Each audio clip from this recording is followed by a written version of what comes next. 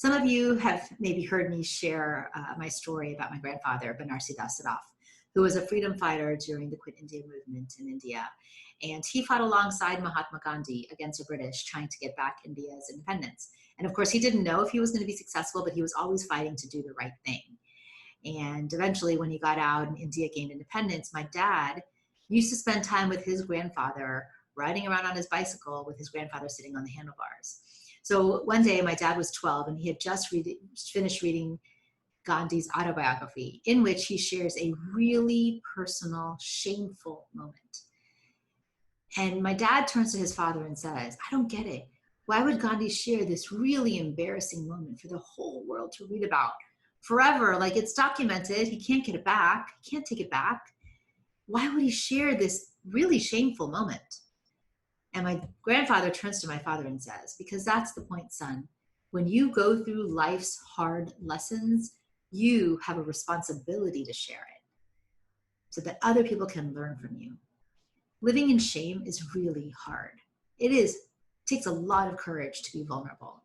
Brene Brown, who's my hero, did her TEDx talk on what is shame. And shame is something that we all experience. We all want to run away from, but when we can live with it and be at peace with it and stand in front of it and stand in it, that's where power is. That's where our courage comes in. I know for me to be able to own up to what I did, to plead guilty, to call over 200 people in my life, to ask for people's support, to show up every single day whenever I speak on stages or now virtually for corporations and clients and universities. It takes a lot of courage to live in my shame of having made some bad decisions. But that vulnerability has given me the freedom to be true to myself, to be authentic, to live with courage, to live. I tell my friends and family, I had to lose my freedom to truly understand and gain complete freedom.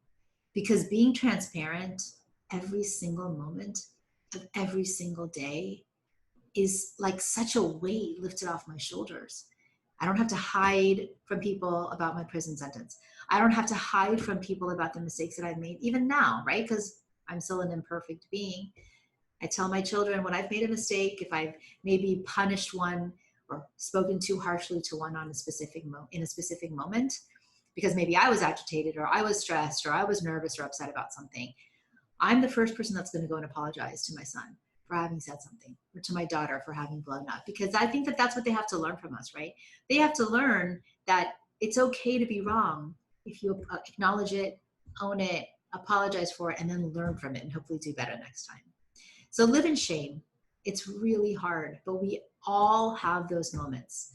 And when you can share those shameful moments and be vulnerable and help others through those lessons, through those stories, that's the purpose of life, is to help each other out, to learn from our humanity, to keep growing together. And I tell my kids, learn something new every day.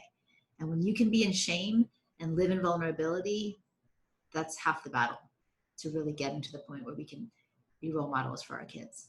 So take care.